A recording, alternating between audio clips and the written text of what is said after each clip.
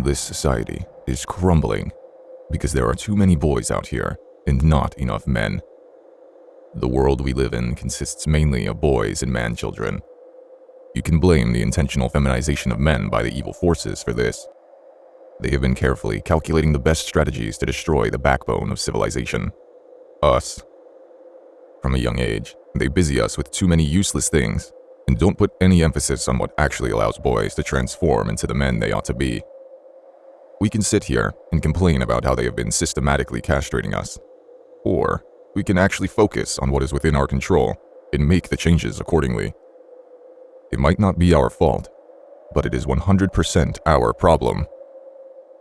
If you believe that it's society's job to make all the changes necessary for us to thrive in our masculinity, then leave this video, because it was not meant to be seen by losers. Absolutely disgusting. If you are still here, great.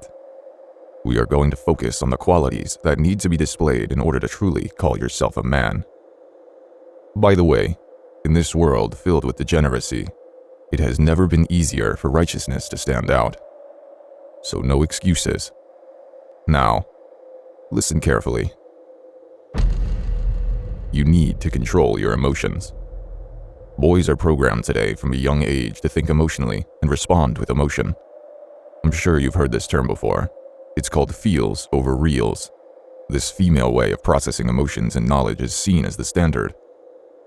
I remember in high school when I tried to argue against a specific mainstream narrative, everyone started yelling at me and attacking me personally and not the argument I presented.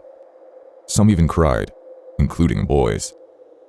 All of this just because what I said didn't feel right and didn't make them feel good. Don't misunderstand this. Emotion is not a bad thing. It's beautiful in the right environment, such as a mother taking care of her children, or in a man's case, showing love to your family, or even displaying tenacity in times of battle. However, emotion in the wrong context is dangerous for society. Emotion is the enemy of clear, rational thinking. Repeat after me. Emotion is the enemy of clear, rational thinking. When you have a society whose boys are controlled by their emotions, nothing ever gets done. People become too sensitive, and how people feel about anything will determine their reality. We know that reality is independent of our feelings, so we should strive to look at things from a stoic perspective. You must become a rock that is not fazed by insults, mockery, and unexpected events. To give an example, throughout history, mothers always kept their sons away from harm's way out of love and compassion. It was the father that would purposefully put his son in dangerous and tough situations so that he may grow immune to the pain.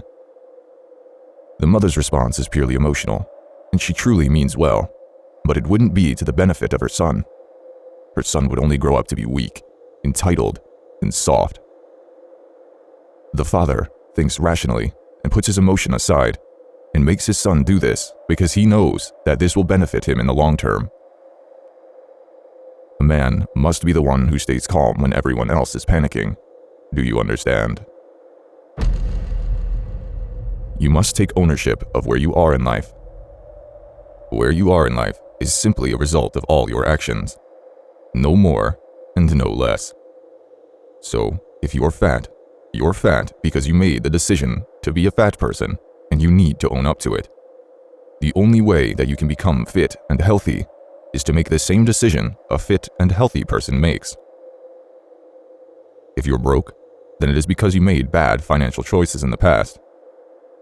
If you got beat up, then it is your fault for not properly defending yourself. I believe in ownership extremism. It's one of the main reasons that attracted the uncancelable Andrew Tate to the religion of Islam. Something as little as banging your head against the wall is seen as a punishment for your actions, and that is a sign that you need to keep working on yourself spiritually, mentally, and even physically to make up for it. Imagine if everyone had this level of ownership. How much would society improve? But no, people want to blame others for their state in life. That is sadly the natural state of many humans. What they do not realize is that they gave all their power away by blaming other people. whose actions they have zero control over. And that's why too many 30-year-olds are still boys, waiting for society to change to become who they want to be. Absolutely pathetic and despicable. Do not be like them, men, lest you become a walking man-child. Take ownership. Stay true to your word.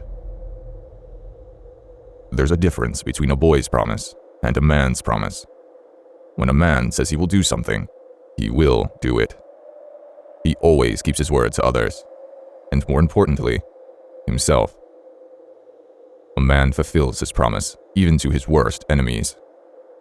If he says that he will return the captives unharmed, then he will do so, even if those captives belong to the man who killed your entire family. That's how far a man should stay true to his word. This was an unwritten law for your ancestors that is missing today. Trust is a huge problem in the modern world because too many people break their promises. How much more integrity do you feel you would have if you kept your promises? How many more people would respect you? How much more would you respect yourself? You know the answer. And if you aren't sure you can fulfill a promise, then simply don't make that promise. Promises were rarely done back in the day, so when someone said they were going to do something, then they were held accountable for doing so by society and themselves. Nowadays, people promise things left and right and rarely fulfill. It's not surprising though. How can you expect a nation to fulfill their promises to others when they can't even fulfill promises to themselves? When was the last you said you were going to gain muscle, learn a new skill, start eating healthier? It all starts with you, men. By breaking your promises to yourself, you're training your mind to think that promises aren't important, and that whatever comes out of your mouth does not carry any value. Something that I recommend is this exercise. I call it Word is Law. Whatever you say you will do, you must do it, but start out small. For example, I tell myself, I will jump 10 times in this very spot, and I do so. I will touch this doorknob now, and I do so.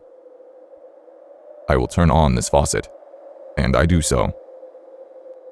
I know this sounds crazy, but you have to start out small, or else you will get overwhelmed. You want to train your body to obey your mind with the little tasks first. Eventually, you will get to the level where you can say, I will run up this hill 4 times and call it a day, and you do so. I will write 2,000 words in my book, and you do so. I will stop screen time at 8 p.m., and you do so. Give it a try, and let me know where you are after 3 months. Clear vision of what you want. Boys walk through life aimlessly hoping that something might work out. No wonder why they remain boys. You need to write down exactly what you envision your future to be, and make sure that you are taking the right steps to head into that direction. Know exactly what you want, and write it all down on paper. This will be a hard exercise if you haven't much thought into it, but it is worth it in the long run, because no matter what you go through in life, you know what the finish line looks like. For me personally, this is what I want. For me, that is having lots of righteous children. Minimum 20. So probably not one woman. I'm sorry if this offends you. Living off the grid and eating natural foods in the countryside.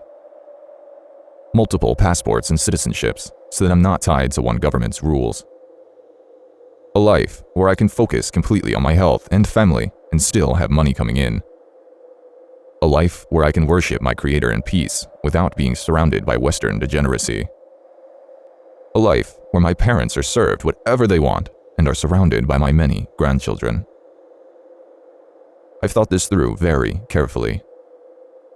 I'm very serious about this. Then after taking that vision, I asked myself, how much will I need to achieve this? I did the math, and it's not cheap. But let's say it was 5 mil. That's simply how much I would need to achieve this lifestyle. It is the vehicle. All I need to do is chase the lifestyle I want, and whatever vehicles I need will come naturally. Do you understand, you mere mortal? Do you truly understand? If so, what is the vision for your future? Tell me down in the comments, men. Our return has been long overdue.